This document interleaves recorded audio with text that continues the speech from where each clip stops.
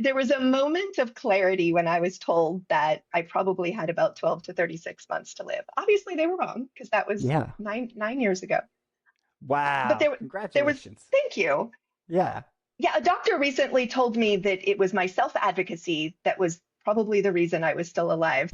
Welcome to the Building the Noise podcast. Ladies and gentlemen, welcome to Building the Noise. I'm Matt Toresco, and with me today is an unbelievable legal advocate, patient advocate, and all-around driven patient that is here to help you understand everything that you deserve when it comes to healthcare and how you can ensure that you know what exists and what is valuable for you in the moment.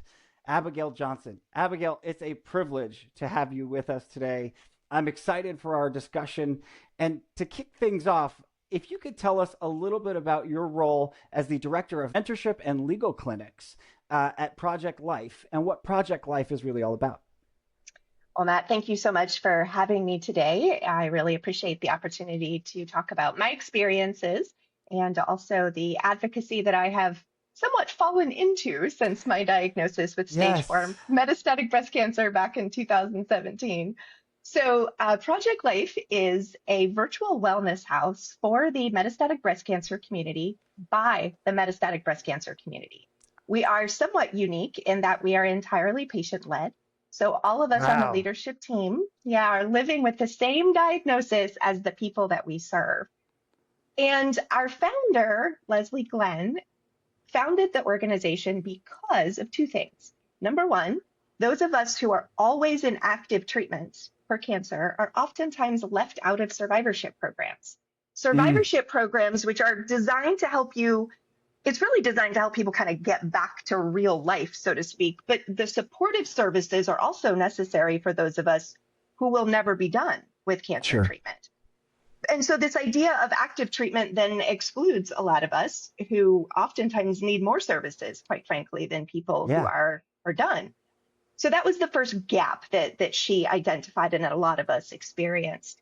The other thing that a lot of us experienced is that people who start nonprofits, very well-meaning people, when they start a nonprofit that is focused on the early stage experience, not the terminal cancer, but the cancer that's, you get diagnosed, you have treatment, you're done, you move into survivorship. People who do that don't fully grasp a lot of times the metastatic experience and that we will be in treatment until we die, that we are constantly losing people in our community. It's just a different weight. And so we got together and she founded and then pull all of us along to serve our community in the best way that we possibly can. So I run two different pieces of our programming. The mentorship program is where we connect people one-on-one for that guidance, that connection with somebody who's going through the same thing that you are.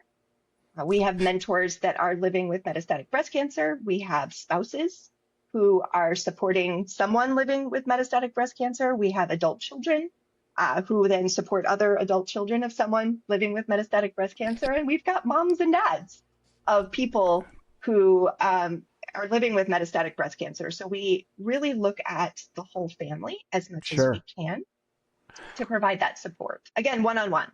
And then the other thing is I run legal clinics. So once a month, I get people together who have questions where cancer and legal stuff intersect, which is a lot. And we talk about those things. I give people guidance. I do a lot of one-on-ones, walking people through various legal processes, mostly about insurance and disability type things and fighting with your insurance company or figuring out how to, all the billing that comes in. It's all very practical things. But I find that all the healthcare fuckery, for lack of better terminology. I totally agree. Yes, it becomes a full-time job, and it shouldn't be. So I find that my experience of more than 20 years of being a trial attorney, I'm able to cut through some of the things, give people tricks that I've learned, and that helps them feel like they can address some of these things on their own.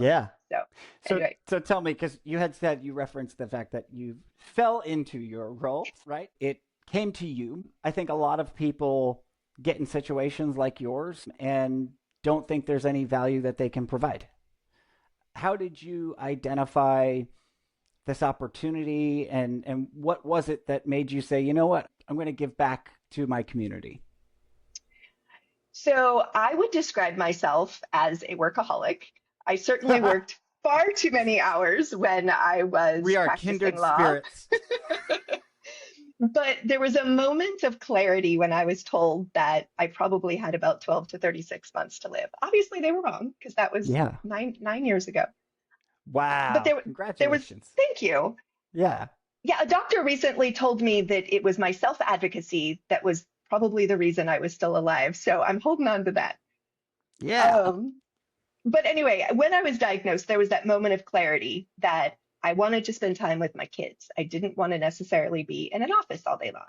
And at the Sure. time of diagnosis, my kids were turning 2 and 4. So they were really Oh, little. And at that point, legitimately, if I had died within the timeline I was given, my kids probably wouldn't have remembered very much about me because they were so little. And so oh, there was that moment of clarity of I'm not going to spend all day long at the office. And so I closed my firm. I, got all my employees to get other jobs. We shifted all the clients to friends of mine. I mean, it took mhm. about a year, quite frankly, to unravel all of that. But then my kids started school and I started looking around going, oh, wait a second. I'm alone all day long, like, when they're at school. And what am I going to Yeah. do with myself? Because I was born in the Midwest and there's this concept of usefulness that is kind of baked into my DNA. Sure. Plus, I went to law school to help people. And so that was always a piece in the back of my mind that I had a purpose, that my purpose was to use my talents to experience training, et cetera, to help people. Yeah. And so I started looking around to find the things that would feel useful to me or feel like something that was an outpouring of some of my own experiences and Sure. training and all of that. So I started doing a lot of legislative advocacy at the beginning. And for anybody who's done legislative advocacy, it's like banging your head against the wall. You work really hard to push the boulder like just another inch. And so while I still do a fair amount of legislative advocacy, I knew that was maybe not exactly Sure. where I was going to be the most useful. And so I went to several trainings, right? Different advocacy trainings. I attended a very dense scientific training called Project LEAD, which is something that the National Breast Cancer Coalition puts on every year and is amazing, but focused on the science of breast cancer. Sure. And while I was able to attend and participate in that program, I also really understood not going to be my forte because I don't have a scientific background. And it was very helpful, but I knew that that wasn't going to be my sweet spot. And then I got trained as a mentor and Mm. realized that this was something that was more up my alley, this one-on-one piece, this coaching, this sharing from my own experiences. And when Leslie started Project Life and then started looking for who she thought would be a good fit, she called me. And I can vividly remember we were driving home from Miami after a visit Fun. with some of my family. And she was like, do you want to join me in this thing? And I jumped at it because it just felt right. I had Sure. already been doing some legal clinics with some other organizations, but not regularly, kind of here and there, doing different webinars, doing different educational opportunities. And I loved the fact that Leslie lets me make it up as I go and figure out what works. And she doesn't Yeah. micromanage me. She lets me do my thing. And that has been a real value for a lot of people. Sure. And I noticed that you have your master's in education as well as your Juris Doctorate, correct? So, Yeah. as you said, value, wanting to be useful. I think you've gone over and above. But did this all take place after you had that master's already? This desire to educate? Yes, I actually went back to school and got my master's degree after I was practicing law already because I was an educational advocate for children in foster care. And so Ah, I would sit at these meetings and felt like they were all speaking a foreign language sure. because I was homeschooled. I didn't go to public school myself. And so I went back to school to get my master's degree so that I could better advocate for the foster Sure. kids that I was working with. Homeschool to UCF. Yes. That's quite a jump.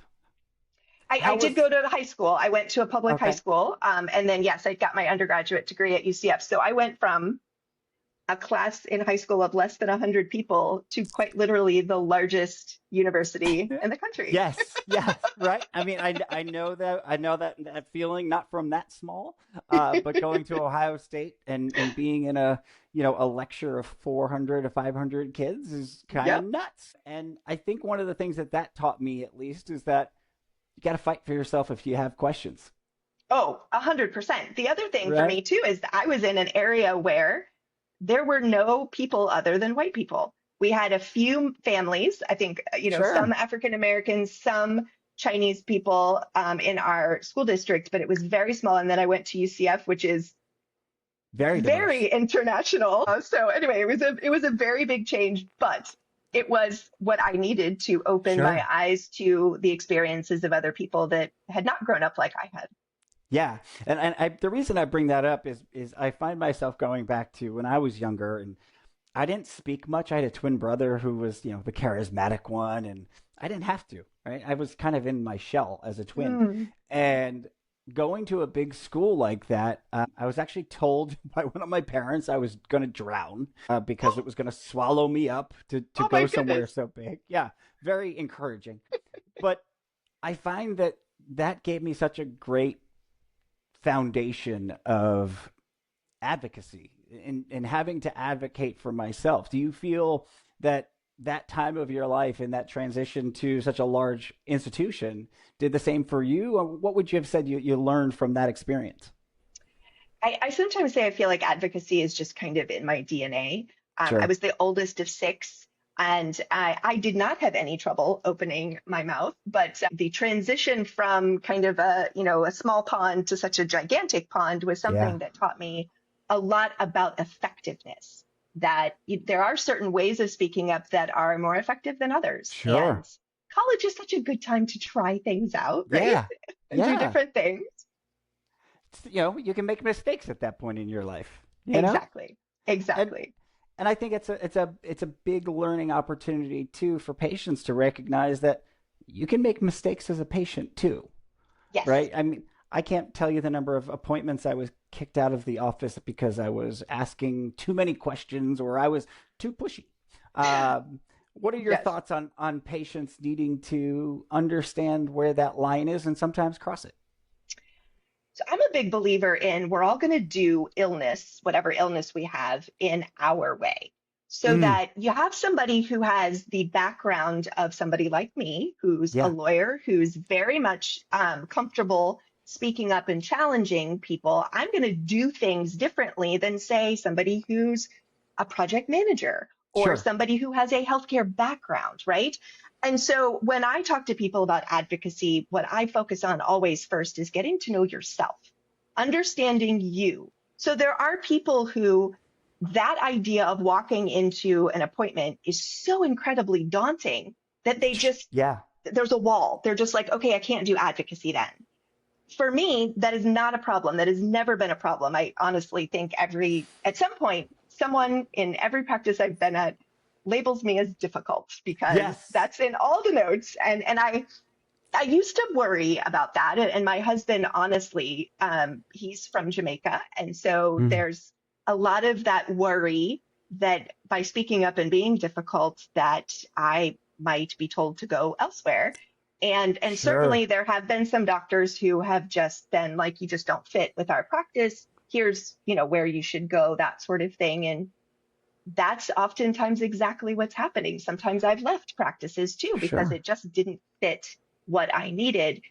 And that idea of voting with your feet, to Hmm. me, is something that I don't think anybody should be afraid of. Now, let me take two steps back and say those people Sure. who are in rural areas where there's maybe fewer doctors might not have as many options or may not be able to vote with their feet. And so I do think that, again, taking two steps back, knowing who you are, knowing what options are available to you in terms of insurance or traveling or access and things like that, it's always a good place to start.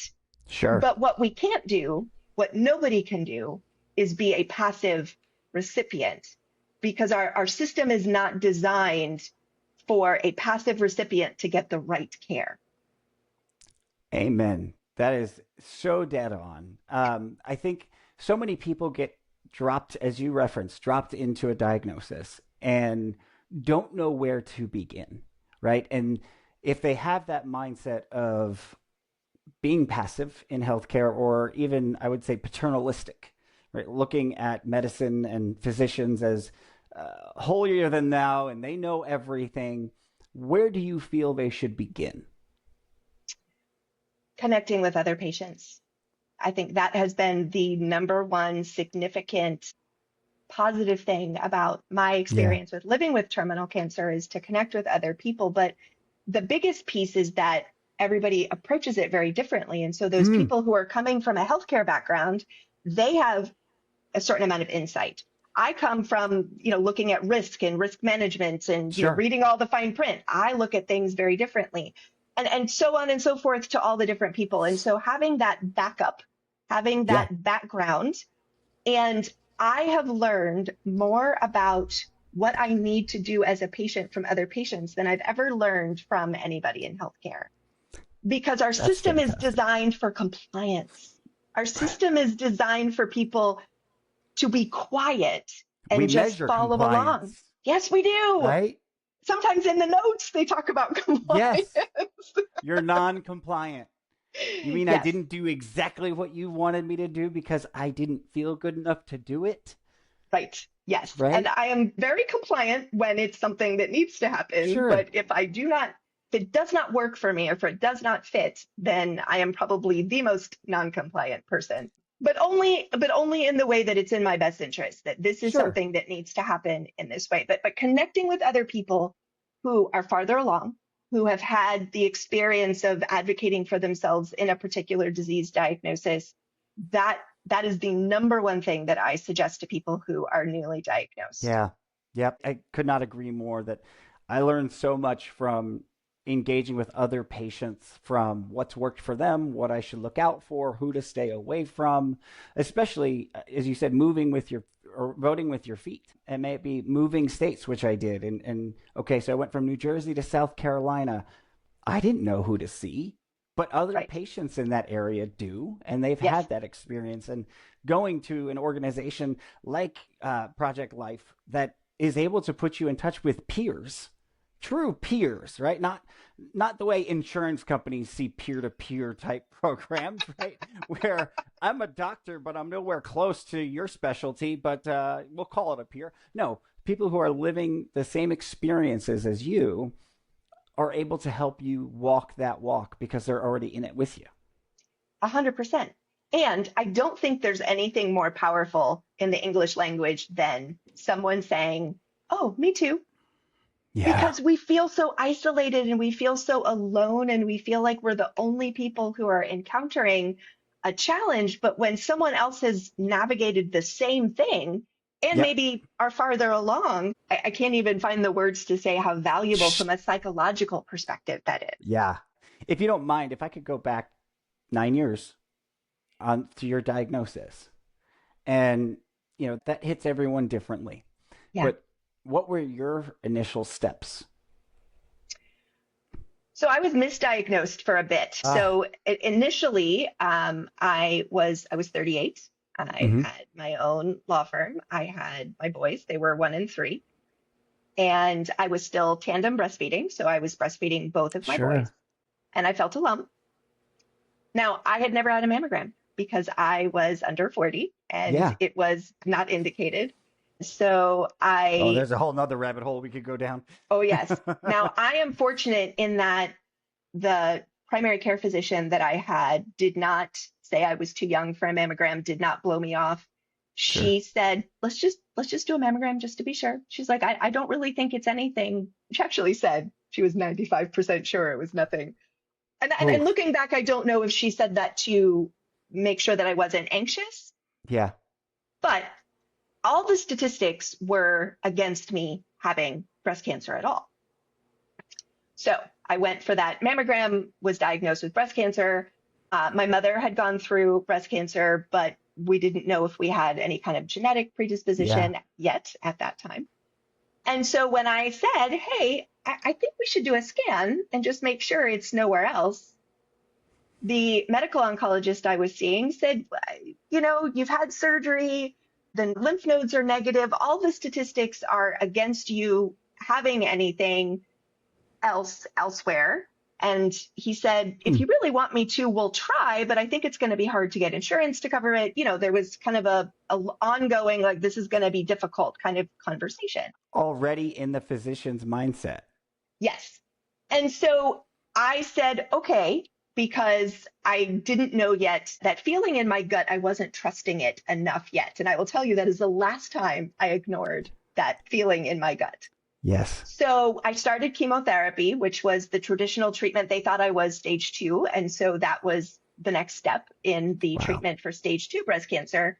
And it was one of a series of medical mistakes that the nurse checked a box to check my tumor markers, which is protein that runs around in your blood and can be elevated if there's cancer. And so my doctor called me on a Saturday, the day after my very first chemotherapy treatment, when I was still completely out of it because of all the pre-meds, and started talking about how there was something wrong and I needed to get the scan that I had asked for. And so, at that point, I wasn't completely freaked out. It was kind of more like, okay, just one more thing. Part of the protocol, yeah. Exactly. And so I had the scan, and then I got the call that I just needed to come in and see him. It didn't matter when I arrived. I just needed to come. And I was back at work by that point. And so I was, juggling a myriad of things at my office. And so when I called my husband and I said, they just called and said, come, it doesn't matter when, but I'll just go, no big deal, whatever. I am so thankful that my husband, he had been a caregiver for his father through 3 strokes. And so a little more familiar with the medical system than I was. Sure. And so when I was like, this is no big deal, he's like, yeah, I think this is a big deal and I'm coming. So I went to my last hearing that day and my husband went with me. And then we, so we only had one car, and then we drove to the oncologist's office. And initially, when we had met with this oncologist, he said very confidently, this is going to be a chapter in your life. You are going to get through this. You're going to get to the other side, and then you will put cancer in your rearview mirror, and you're going to die of something else. That's what he said in our initial appointment.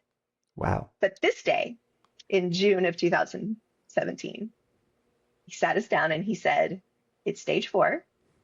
It's everywhere. It's it was in my bone, in all of my bones. So it wasn't in the organs at that point, but it was literally in every bone in my body. I had fractures all over. I had been dealing with some pain, but I had not said anything because to me, pain in my back or my leg had nothing to do with my breast. Sure. Yeah. Those were not connected to me. And then he said, now cancer is going to kill you. It is no longer going to be a chapter, but it will be the end of your life. And at that point, he said, statistically, 12 to 36 months was what I was looking at as the likelihood of a life expectancy. And of course, jumped into talking about all the different medication and how, there's all these innovations. So I feel like he did a great job of blending the worst news you're ever going to hear with there's some hope and getting me to focus on the right things. Mm-hmm. The other thing he did was immediately, because I was seeing a community oncologist at the very beginning, meaning somebody who is not at an academic center. It doesn't do a lot of research. It's just more involved in the clinic treating patients. Day-to-day. Yep. Yeah. And he immediately referred me to one of their NCI designated, the National Cancer Institute designated cancer centers. It was a few hours away, but he showed me how his ego was not going to interfere with me getting the best care. And then he retired. So anyway, that first experience was certainly what I would call baptism by fire, because in a matter of a week, I was in surgery to put titanium rods in both of my femurs because both of my femurs were, I was told, one bad step away from shattering. I had more cancer in my femurs than I ever did in my breast. And then I had multiple other surgeries. Anyway, it was a big deal. I finished out the chemotherapy that I was on and then went on what they call a first line of treatment in the metastatic setting, which thankfully was oral medication. And I've been able to be on oral medication for a fair amount of time in the last 9 years, but I am back in IV chemo at the moment. Well, thank you for sharing that story. I think that it's a testament to your strength and willingness to fight for yourself, but also at the same time, you continued to fight for others during that as well. I mean, you went to your last your last, trial hearing that afternoon. You put yourself on the back burner. Thanks for your husband for his intuitiveness Yes. and him, listening through the words.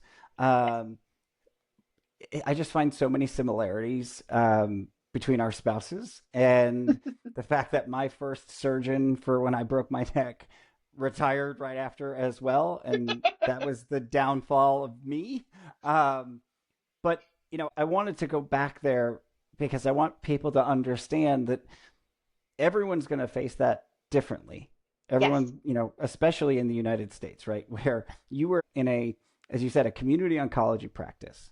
And sometimes the doc might have let ego get in the way, right? Yes. Most people don't even know what an NCI designated center is. And I didn't right? at that point, right? This was all Sure. learning so many things. And I certainly did not jump into advocacy. It probably was about a year before I felt, because honestly, I wasn't walking very well. After my surgery, I had a lot of physical therapy to be able to move easily again. And so it took me a bit before Sure. I felt like I could take my eyes off of the immediate challenges of the day and think about other people's experiences as well. So everybody kind of does that a little differently. Not to mention your boys. Yes. Yeah. They had turned 2 and 4 by the time I was told that it was metastatic. And I vividly remember their birthday parties that year because it was one of these, I was going through early stage cancer treatment. We didn't yet know that I was metastatic, but milestones and celebrations just take on a whole different weight and a whole different meaning when you're facing something like cancer. Yeah. How did you do your own initial research? So I looked for support groups. I looked online. I checked out some local options as well. But because of the fact that, the kind of research that I did as a lawyer was very much focused on, what evidence can I present in court, which Sure. If you take 2 steps back, the ways that I look at the reliability of evidence that I would submit is really the same way that you evaluate the reliability of an article or of data or things like that. So I was already predisposed to look for, New England Journal of Medicine, looking at clinical trial data, looking at papers that were written by thought leaders. So on social media, I started following all kinds of oncologists who are immersed in research. And I'm so thankful to so many of these brilliant people who generously share of their own expertise, papers and presentations and all of that. So I think I started following like 2,000 different doctors because I was just looking for everything that I could find. And my introduction to the medication was that the prescription that I was given by that community oncologist was exactly what all of my second, third, fourth, fifth opinions would have prescribed as well. So it was for me, it was even after being misdiagnosed, it was a good entry into what I would call the metastatic experience, in that it wasn't like I had to make a bunch of changes right away. Sure. After that initial recommendation or that initial prescription. And I got about 2 years of really good stability on that first line of treatment. Again, not everybody gets that. Yeah. And so it gave me the opportunity to be able to start going to conferences, start getting second opinions, Immersing even yourself. out of state, immersing myself. And legitimately, I looked at it as my job. Like I closed my law practice. My kids were at school. My job was to educate myself and my husband because, he is doing the same stuff. We're sharing with each other. learning with each other. He's the king of spreadsheets, thank God, because, I'm not as organized as he is Sure. when it comes to that. So, it was definitely the two of us looking at options. And I have always wanted to be as prepared as possible for each change so that things are not a surprise, because that bombshell that was dropped on us in June of 2017, I have never wanted to feel like that again, where it's this huge thing and Yeah. you have no frame of reference, no ability to know what in the world you're going to do. And to a certain extent, I was not asking the right questions at the beginning because I had no idea what to ask. Yeah. That's So natural, completely trying to normal. avoid that. Yeah, but I think, as we've discussed previously, you're now doing that work to try to ensure that people don't get into that situation. Yes. And how do we help to educate the public so that before they get sick or before they get a diagnosis, they're more aware of the options and what's out there. And I think that that's one of the biggest struggles, and part of that politics and policy, right? To go into one of your lanes. I think, if I'm not mistaken, this will probably be, this upcoming midterms, one of the biggest elections around healthcare. I agree. And Yep. what are your thoughts for the patient community? And really, when I say patient community, I mean everybody, because at some point we will all be a patient. Yes. What should people be thinking about and looking at when it comes to legislation, and to be knowledgeable at this phase in their life, even if they are healthy? Such important things to research and understand about candidates. And one of the things that yes, federal elections are so very important because those are the people who are very influential on kind of Yep. the macro level, right? But one of the things that I tell people all the time is that our judges, our school board people, the city commissioners, the local elections are just as important as the larger elections. But when it comes to the larger elections, the federal elections, the people who are going to be representing us on these higher levels, Yeah. understanding where the person who's running, their stance on healthcare is very important. And that stance piece has become very different for me over the years, because Tell me more. I did not fully understand the role of Medicare when it comes to actually influencing private policies. Mm. And so even if you're not 65, even Yeah. if you're not able to access Medicare through disability, a politician's or somebody who's running a candidate's position on Medicare and Medicaid, that to me is actually more important than people fully understand, because Medicare really leads the way in a lot of ways when they approve various medications on their formularies. They always Private lead. insurance follows that, right? Yep. And then there's certainly exceptions, because if you have Medicare, you can't get genetic testing to see if you have a predisposition for cancer until you actually have cancer, which still boggles my mind. And there is a Yeah. bill pending where we're trying to fix that. But it's easier to get genetic testing to see if you have a predisposition for cancer through private insurance than it is through Medicare. That is an exception to so many things. Sure. Yeah. So to me, looking at those government programs and looking at the candidates' stances on those, that to me is a good place to start, because they Sure. usually talk about that. Looking at someone's voting record, if they've been an elected official in any other context, because they can say a lot of things on the campaign trail, but looking at what they've actually done, that to me is really that can be really telling. That can show certainly people can change their minds and do things differently and all of Not often. that. So looking at what they've done versus what Yep. they've said, that can be something that's really important. And the third thing that I look for, which is maybe something that doesn't sound very scientific, is I look for people who have had someone with a serious diagnosis in their family.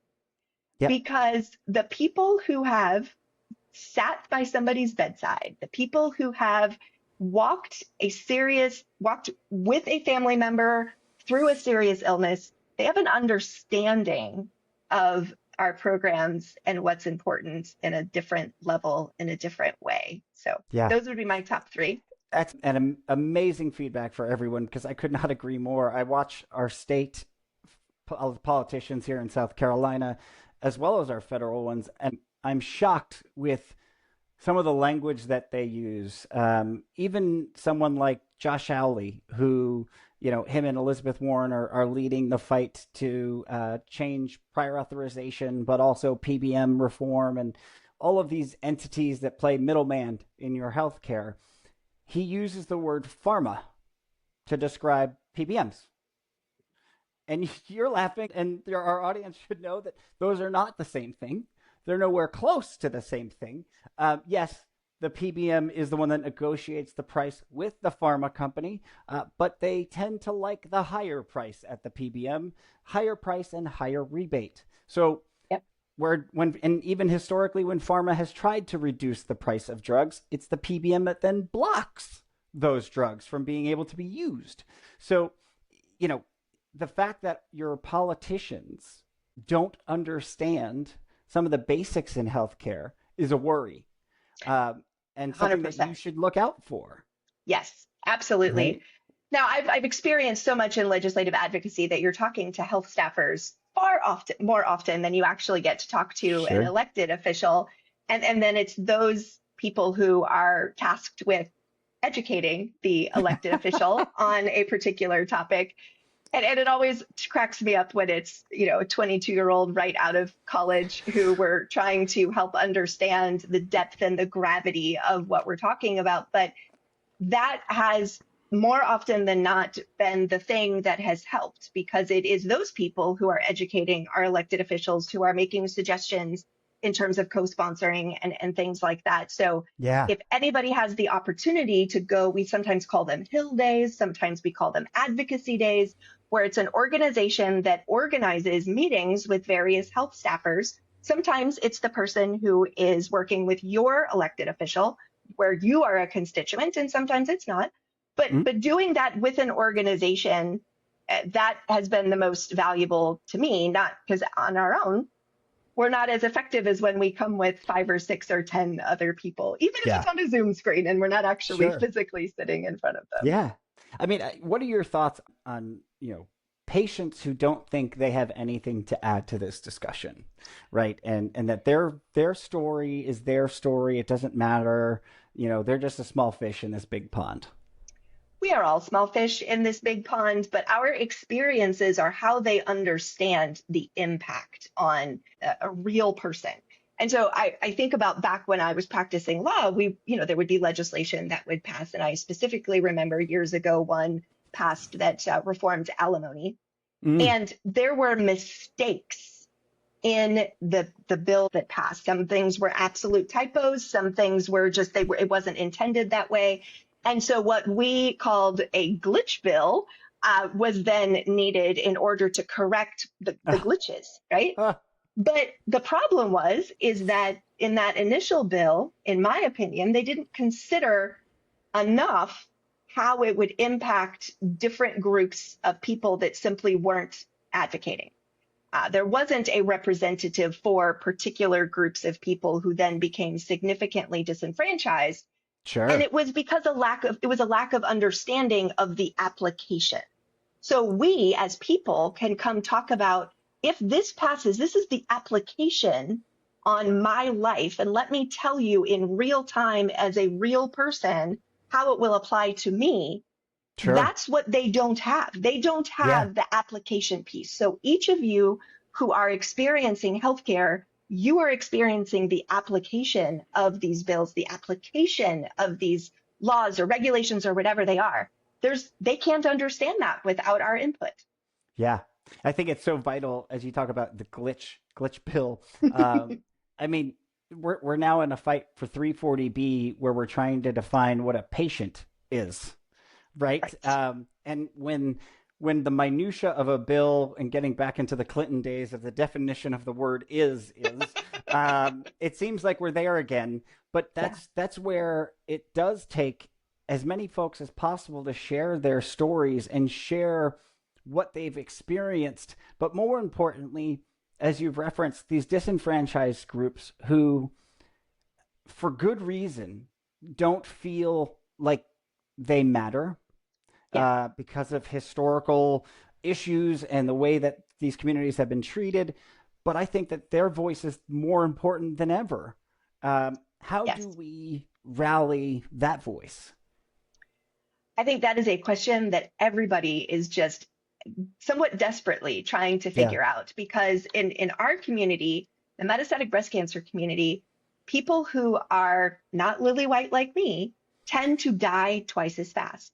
And so for us, it is literally a matter of life and death. And so I do find that for somebody who is living already with terminal cancer, number one, we don't care so much anymore.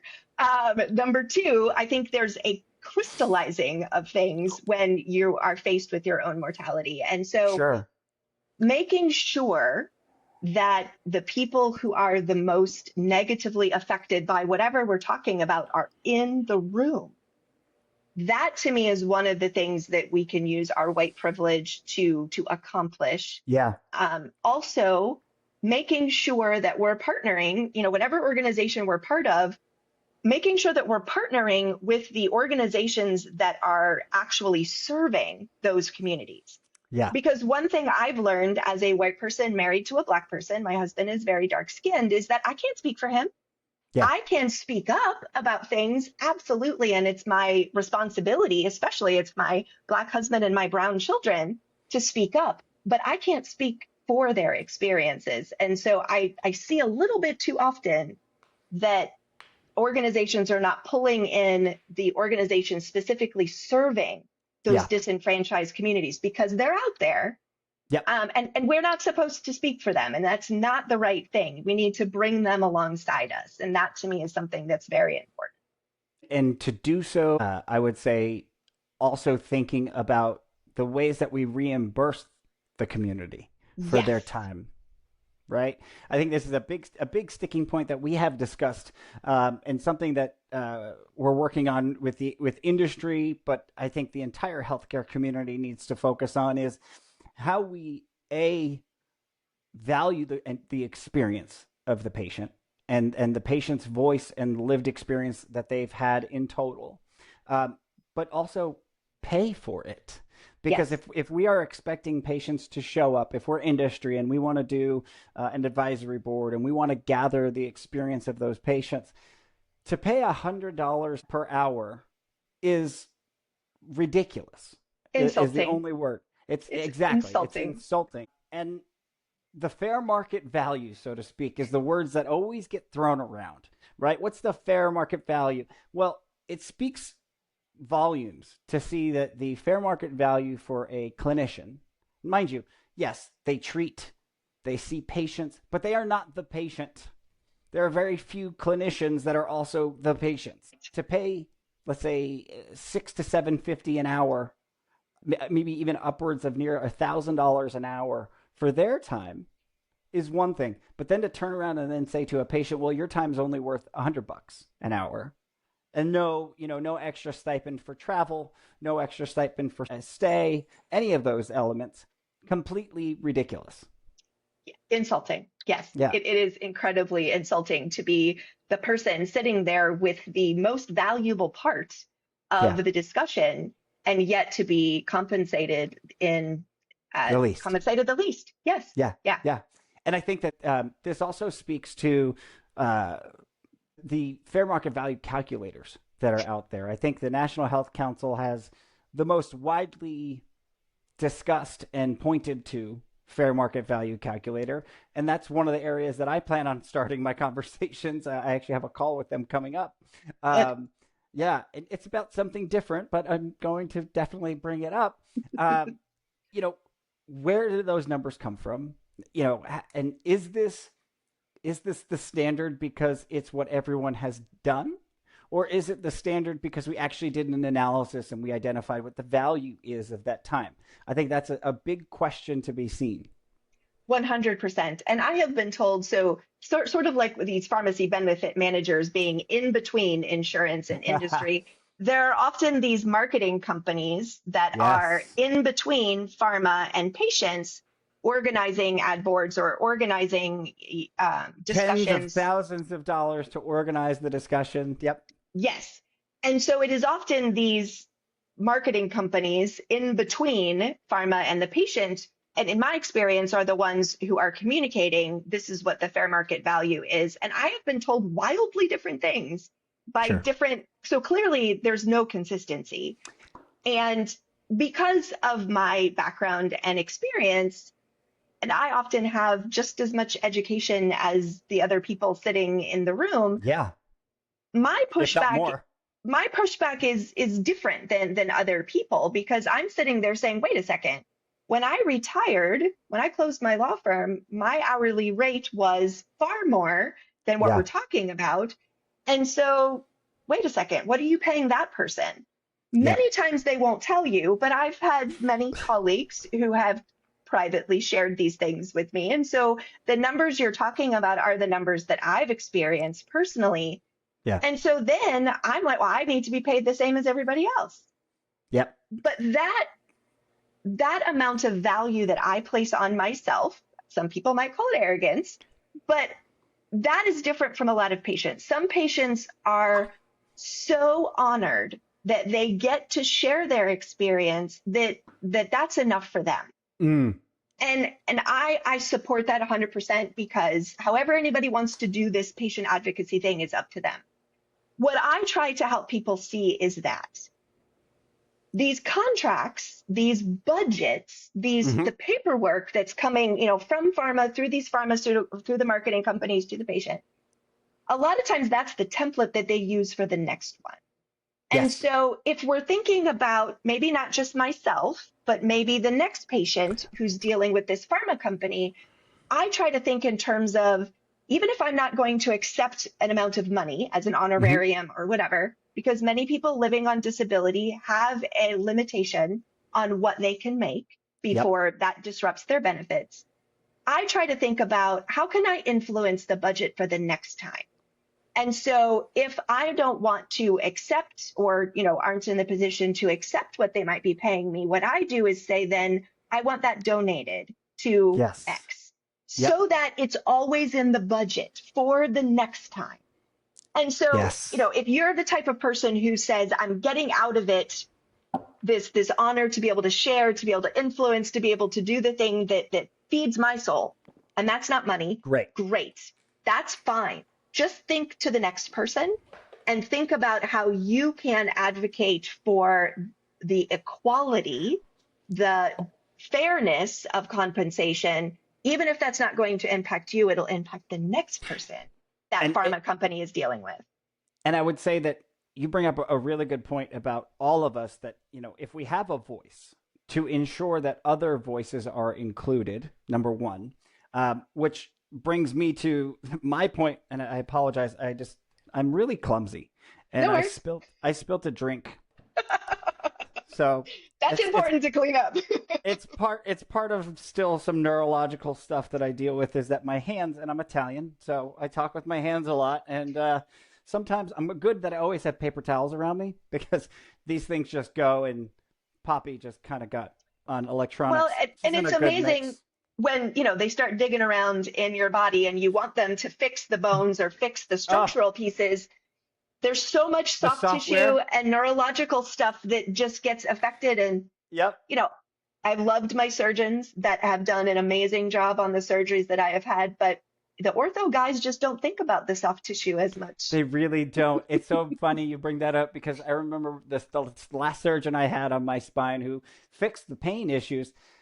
He let me go without any collar, right? So he had just fused 11 levels of my spine, and was so confident, you don't need a collar. You're good. You don't need to do any physical therapy. Nothing's moving. It's fine. Oh my. But yes, the software issues are real. Right? I mean, I still have vestibular nervous system issues, and right next to my vagus nerve is right where I'm fused. So I'll have panic attacks some days, and for no reason. Right? Wow. It's just, that's the day, and today's one of those. So I'm a little shaky, but I know that it's just the residuals of my spine. Yeah. right? And I'm lucky at least to be on this side of it. Yes. That is now what I complain about rather than the intense 12 out of 10 pain days, right? But You to can get be back, great. You can be grateful for the thing that you yeah, recovered from or you're no longer dealing with, and also at the same time want yes, things to be better. yes. Oh, thank you for that. You know what? That also brings up a really good point, and we'll get back to what we've been speaking about with regards to Okay. the fair market value about drugs failing patients, not patients failing a drug. Such an important distinction that I mean, I still have to correct doctors who automatically Yeah. say that. Yeah. Yeah. So for anyone who's not familiar, if you've taken a medication and it stops working for you, which happens all the time, doesn't matter what the diagnosis is, you take it long enough, your body is like, good, that's good, thank you. I mean, you get there in my case with 30 milligrams a day of Oxycontin, where it's like, yeah, check the box, what's next, right? And it's not that I failed the medication, it's that the medication failed me, correct? Yes. 100%. In the cancer space, metastatic cancer space Yeah, specifically, we're only alive as long as there's a medication available to treat our cancer. And sure. so as we begin to run out of treatment options, you start to hear some of that verbiage come through with some patients where they're taking on the responsibility Yeah. and it legitimately, I have seen this kind of work out in other ways in people's psyche as they talk about even other things where they feel as though they've done something wrong. Mm, And that is a burden that no patient should ever bear. There are especially many, metastatic. Yeah. yes, there are so many reasons why drugs stop working, and cancer Yep. is insidious and it is very good Sneaky. at mutating. Sneaky. Yes, it is sneaky. That's not our responsibility. The medication failing is not our responsibility. It is not our responsibility when the toxicity of a treatment is too much and we say, I'm done. I cannot live this way. So Yes. I think a lot of it is putting the right responsibility in the right place. Not to say that we should be angry at pharma or angry at our doctors. Sure. It's more that that is not our burden to carry. Words matter, right? It And I does. think Oh, and yes. that one hit me so hard when we last talked that I went back to the app that I'm building for patients and changed the list of medications that I had tried and failed to the list of medications that failed me. Oh, I love that. Because it is so true. You do take on that burden of, oh, I did, and even if you did nothing wrong, there's just that connotation in the back of your head that maybe I should have done something different, or this med should be working for me. It's working for everyone else. What's wrong with me? No, Yes. it's just that medication's not the right one for you, and you are special because you are. Yes. Everyone's Yes. special. I think that's just such a big piece for people to take away is that these medications fail them. They don't fail the meds. Yes. Absolutely. You know? 100%. Don't pick Yeah. up a burden that's not yours. They. Oh, I love it. I love it. But going back to the fair market value, and you talking about it's our right, our responsibility to have these discussions, Yes. if we're having them, for organizations like mine alone, right? I am driving up the bar for what I pay for people to engage in the market research above the fair market value by about usually it's about $150 over what the current fair market value is. But at the same time, you bring up a really good point about these contracts that take place between organizations like mine and industry, in which we are often asked to use industry's fair market Yes. value rate. Yep. We can challenge that. Yes. We can have that discussion. And if I have clear evidence that I have been paying patients higher than that, then I can bring that as evidence to the table, because all it is a legal team saying, well, I don't know if everyone else is doing it that way. Yep, here's the data. Here, I can show it to you. Yes. And it in Absolutely. turn serves everyone else when we do that. 100%. I've talked to a lot of the nonprofits. So pharma will approach various nonprofits to get to patients that Yes. they need to connect with. And the one that always comes to mind is FORCE, which is the hereditary cancer nonprofit. It stands for Facing Our Risk of Cancer Empowered. And a lot of the nonprofits, FORCE included, will ensure that patients get paid at all. because that is, something that historically often doesn't happen is people, Yeah. it's a free type of thing. But one thing that a lot of nonprofits don't always do is challenge the amounts. And so I've challenged some of these nonprofits to say, I'm not going to Yes. pass on an opportunity unless you're paying adequate compensation, not just Yeah. something at all. Yeah. But it's hard to be the organization that takes that stance, because then pharma doesn't come calling as often. And so it's this ecosystem that Yes. is a little delicate. And I've Nobody wants to long go thought, first. I know, I've long thought that we should have a union, that patients should unionize so that we're doing some collective bargaining together. Yeah.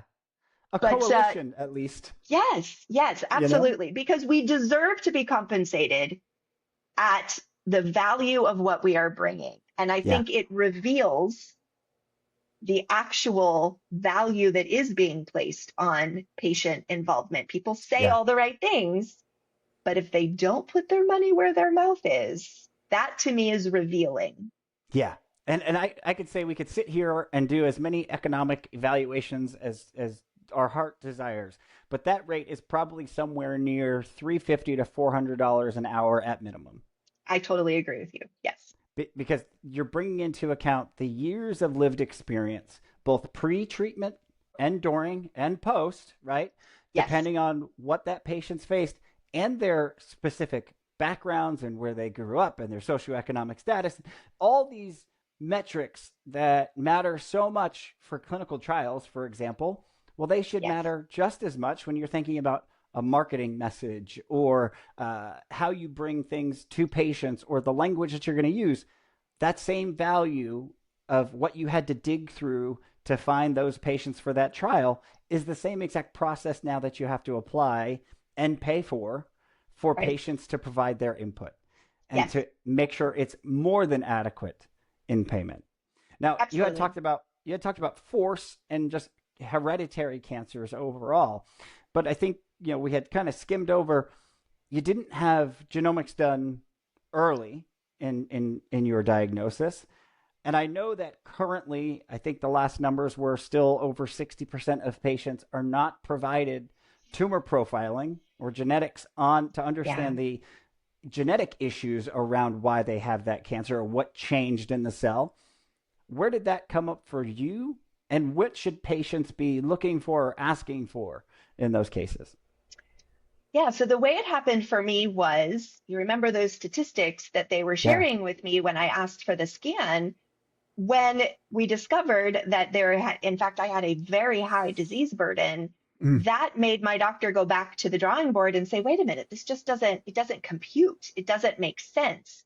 Yeah. And because I was diagnosed pre-menopause, that is typically a factor for the likelihood of having hereditary cancer. And so at that point, they did the genetic testing to see if my DNA that I inherited from my parents was mutated. And we found a germline mutation at ATM, just like you get money out of the ATM. And then they went back and looked at the genomics or the mutations specifically acquired by the cancer and found even more mutations, which some of them have become actionable. And so legitimately, I believe that if anybody is diagnosed with cancer, that they should immediately be offered not just BRCA, but all of the mutations associated with, and I'm talking specifically in breast cancer, but they did BRCA testing initially for me, and I did not have BRCA mutated. And so the surgeon did not do the full panel. Exactly. And so everyone being offered the full panel of testing. And then for people who have cancer, anytime the cancer changes, you need to have a new genomic test done, not the germline piece, because our genetics don't change, but the cancer does. Sure. And so the pushback that I've heard, number one, is cost, unfortunately, because a lot of companies aren't doing as well as they should in terms of what they reimburse to some of these genetic labs. Right. So the great thing is that companies or organizations like Force exist. There is always copay assistance programs, patient financial assistance if you have Medicare. So I tell people all the time, don't let cost Yeah. be a barrier, because there are ways around it. There are ways of dealing with it. There are organizations that specifically provide copay assistance for patients. Hmm. And so you might need to get creative to get it covered, right? That's one of the things that can be a little challenging, but you need it every time the cancer changes. Another thing I hear from doctors will be that, well, if the information we get isn't actionable, then what are we, why Yeah. would we do it? Yeah. The thing is we don't know what's going to be actionable in 6 months, in a Exactly. year. And Yep. so having the baseline information, having the information each time the cancer mutates so you can see the patterns, that is going to be important, maybe not to the doctor sitting in front of you who doesn't necessarily know how to apply that information. Yep. Somebody else will need to use that information. And so patients consistently asking for more information each step along the way, even if you don't quite know what to do with it yet. Yeah. That builds the foundation, that builds the database, so that when Yes. we know more, we can go back to the database and pull out the things that become relevant. Yes, the acronym is variant of uncertain significance, right? Yes, And yes. it's only uncertain until there's enough proof points to say Yes. it's now certain. And if we just continue to put our head in the sand and say we're not going to look because we're afraid of those VUSs, variants of uncertain significance, then we don't gather enough data to be able to point us in the right direction. Yes. So And the more I completely agree with you. the more people who get genetic testing, the more data they have to look Yeah. at all of the results. And so even if your result, like if ATM had been mutated both in my body and in my husband's, Yes. that could have meant a very significant developmental issue for my children. And so we got him tested. He has no mutations, which is awesome. And I love that he has no genetic mutations. And so, but I didn't look at that as a negative. I looked at that as, okay, that is a category we don't need to worry about at this moment. Sure. But I would not have known that without the testing. And so, I realized that some people, it's hard to live with the specter of the potential of cancer hanging over their heads, right? And so even if you don't want to know, you can get the testing done so that your doctor knows. You don't have to open that envelope if you don't want to specifically know that information, but give your doctor the tools that your doctor needs to make good recommendations for you. And I would even say for people who may have utilized, for example, Ancestry or any of those services that did DNA screening to identify your heritage, know that the entire genome was sequenced, that you can ask for that data file. And I have my own on my computer here. And believe me, it's a massive data file of all types of sequences of ATs, Gs, and Cs. And you might not know what that means. And there may say, that there's things out of order. But to be able to have that data, to know what you got from your parents, right? Talking about, as you referenced before, just the hereditary component, and to have that on you, that can maybe not have you may not have to have the sequencing done on yourself to understand from your parents. You can just go to the somatic.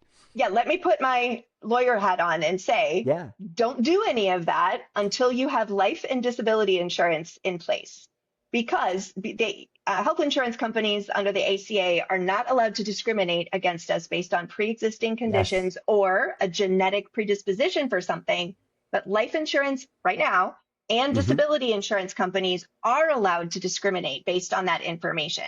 Now, there's a bill pending to change some of that.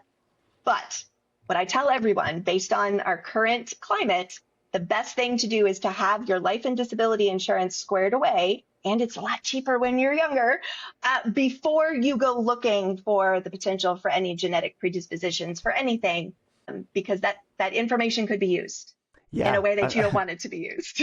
That is such valuable information. I got my life insurance back at 25, which what 25-year-old does that? Right? But I am actually healthier now than I was at 25. Amazing. Right? At that point, I was on tons of opiates, and they had those results. So because of that, I had a higher rate. Yeah. And I just went back a couple of years ago and redid it, now being off of those meds for 3 years. But again, I did not have the genomic information that I have now, and it's not in my medical record. I keep that for myself, just for the future. To ensure that folks are aware, do you happen to know what that bill is for life and disability insurance that is somewhere? Not off the top of my head, but Sure. I can send you the bill That number. would It be was great. just part of the advocacy day we just did with Force. And yes, That's a I will send vital, that to you. vital component for people to know and to be aware of and to vote and to let their representatives know that they feel it's important. 100%. I tell people all the time my experience. When I was going through fertility treatments in order to get pregnant, they did not authorize a genetic screening for me at that point. And so for want of paying $200-$300, my insurance company has now spent $5 million. Yeah, sure. Keeping me alive. And, would I have been able to avoid my diagnosis? I don't know. But if I had the information, I might have been able to take prophylactic measures, which is what my other family members are able to do now because of my diagnosis. And so because you have spoken up for your family members. Yes, they all know about my diagnosis, and we figured out, where it came from, and which side of the family, and that side of the family has been able to take whatever measures they have wanted to take in terms of prophylactic or screening or whatever. But that type of information, or nothing, yes, absolutely, whatever they want to do. But that kind of information is really, really valuable. And I think that we should bend over backwards more to allow people to have that information.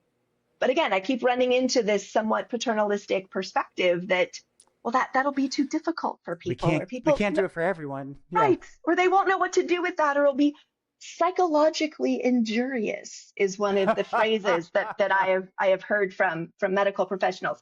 And I get it. I understand, having been a professional that then filtered the information that I knew to my clients. And I get that that's important and everything else, but I also absolutely 100% believe in self-determination, that we as people, we as individuals, we are the ones who are making the decisions for ourselves. That is our legal right and our legal responsibility. Nobody should be doing that for us unless we have delegated that in some way. And we also have that ability to delegate decision-making to somebody that we trust. But walking into a hospital or walking into a doctor's office doesn't mean that we automatically delegate decision-making to the professionals sitting across the table from us or across the exam room or whatever. Yes, because at the same time, there are so many providers that I've worked with and continue to work with that don't yet understand that there is a wealth of information inside of that patient on the other side of the table. Yes. I always said to my clients, I bring the law, you bring the facts. Together, we have to do it together. We have to put those two pieces together. And so I try to use that concept too when I'm talking to some of my team. You bring the medical knowledge and training and experience and everything else. I bring 40 plus years of living inside my body. That is more valuable sometimes in decision making than the recommendations that I've gotten in various contexts. And so that's the piece I don't know that patients value enough. Yeah. And, 15-minute, 10-minute appointments, it's hard to convey all of that to the person sitting across the table. Yeah. You're dead on. And so many times because of life, we don't slow down to think about what we want to say to the doctor or questions that we have. That's one of my missions, is to empower patients to have that time. May it be right before the appointment or the day before, but just to have a goal going into that appointment, to have at least one question that will slow the doctor down and let them see that, oh, you're different. You're not like every other patient, because they will begin to treat you differently. Yes. The other thing that, as a professional, when people would come to me and ask me a question cold, where I hadn't had the time to think through or research and all of that, it changed a little bit of my perspective too. As I'm asking questions, I've somewhat blindsided perhaps this professional, and not everybody thinks very quickly on their feet, right? Some people need time to kind of to really mull. And so one thing that I've done with some doctors as I've gotten to know them is I'll send those questions in my portal a day or so ahead of time so that they're ready Yeah. to answer my questions. And I've had appointments where my doctor literally walked in with the portal message printed out in their hand and was like, Ah, okay, question number one, yes. Question number two, sure. no. No. And Yeah. that was incredibly valuable because we honed in on the things that were important to me. Yeah. And then, they understood a little bit more about where I was coming from, but they had the Yes. time to prepare. So just That's awesome. remembering that your doctors are patients too, right? Or Yeah. not patients, That's people. They're people. people.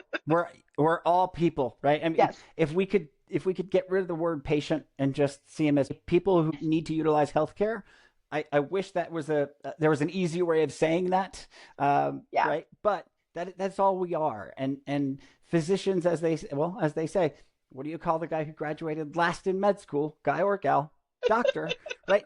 We're all just people Yes. working off our lived experience.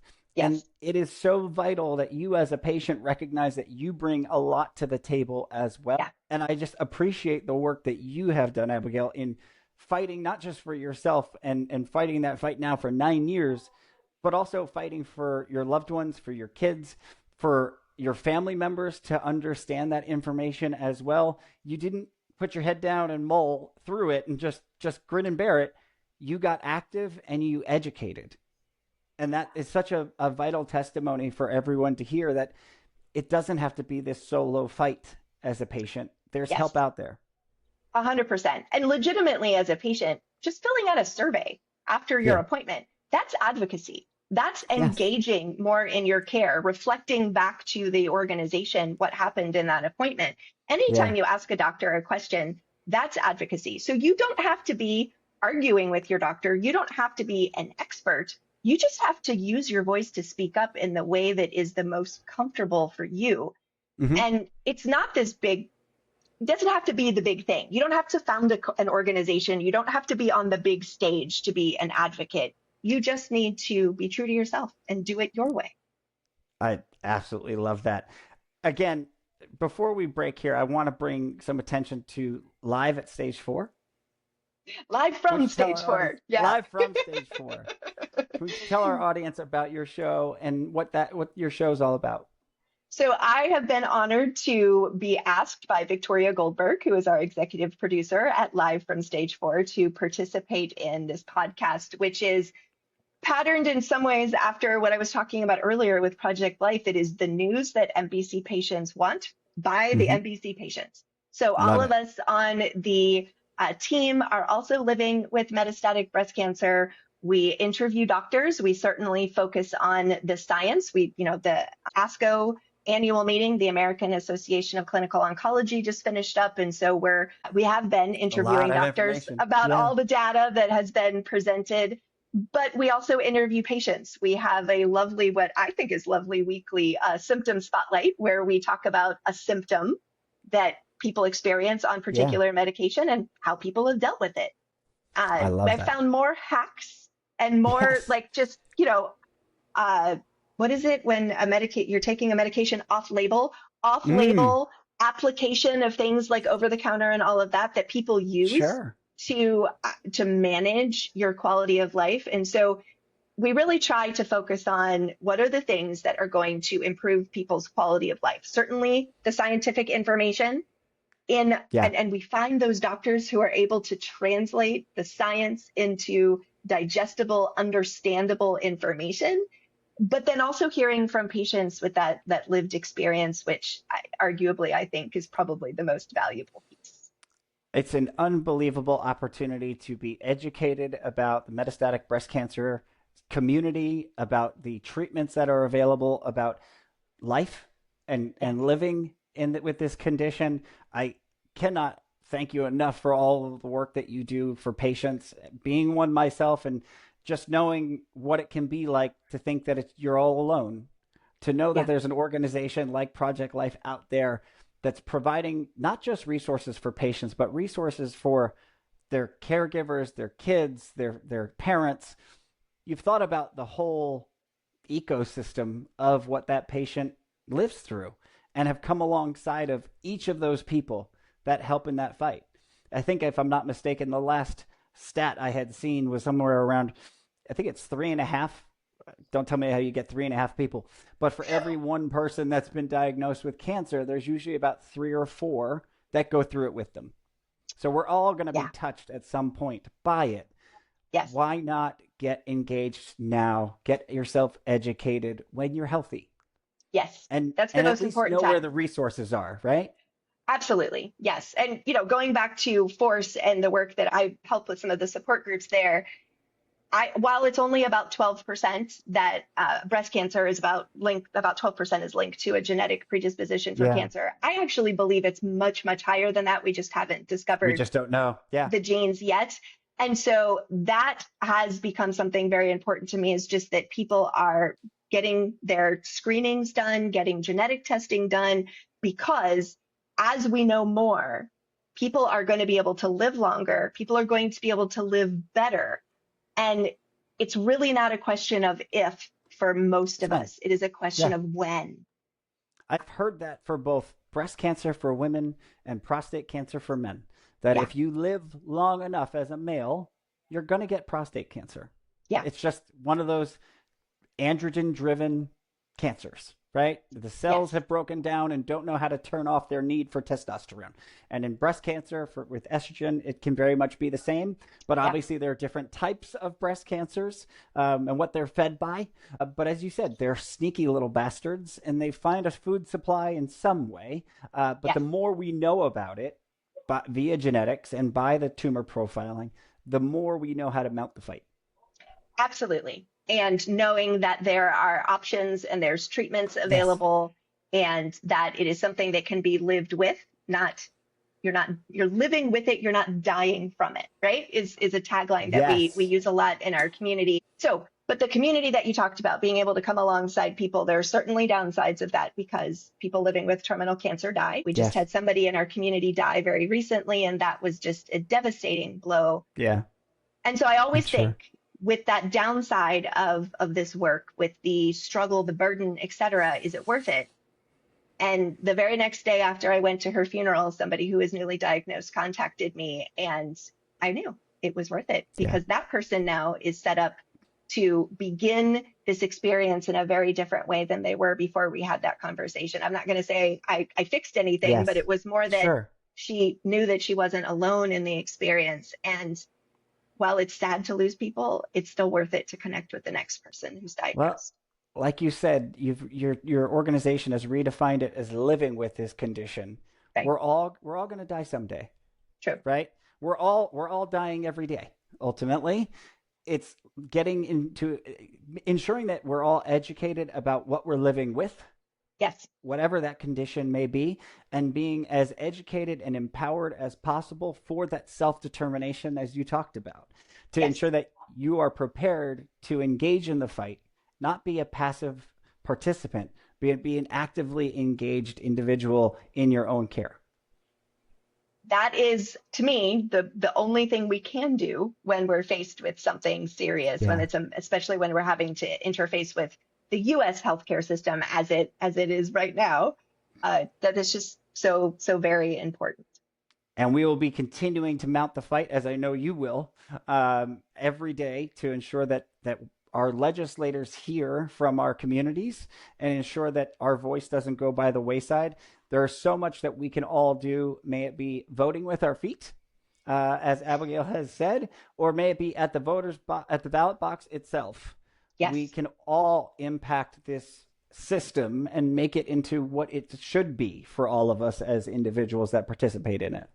Absolutely. The bottom line is showing up for it, right? That's right. And, we always talk every time we have an election about voter turnout. Mm-hmm. And my husband, who is a naturalized citizen, he and we have voted in every election we have been, permitted to, based on where we lived and criteria and things like that, because that is how we show up in this country. And so I hope there's a big voter turnout as we enter this season of elections.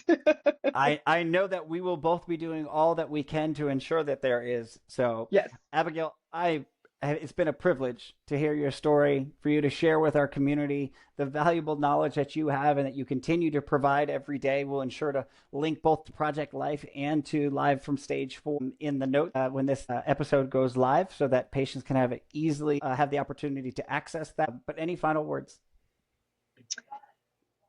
I knew you were going to ask me that. I think the biggest thing that I have taken away from my experience is you need to value yourself the way that you would value a loved one. And so if you are sitting in a doctor's appointment, if you are having an experience within healthcare or otherwise, and you would not want your loved one to experience what you're experiencing, then you know you need to speak up. I love that. I love it. My final question for you was going to be, what would you tell your 20-year-old self? But I think that nails it on the head as well. That is probably what I would tell my 20-year-old self. Yes, absolutely. Yes. That and get genetic testing. There you go. There you go.